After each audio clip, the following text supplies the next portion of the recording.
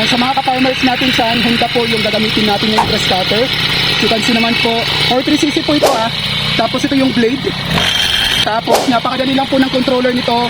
Dito lang naman po yan. Ito ang button na to, syempre pagpapaandar. Tapos ito, kung gusto mo naka-steady lang siya na naka-andar, pwede mo itong i-permanent para di ka na magpindot-pindot dito. Tapos ito yung switch on and off.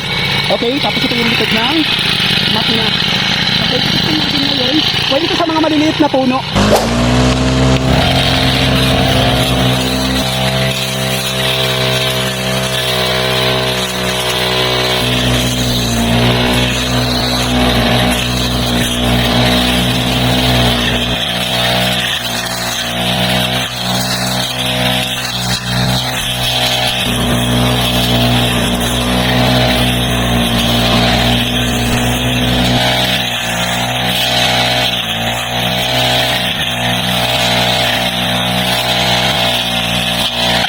Panalo yung grass cutter natin, Honda brand.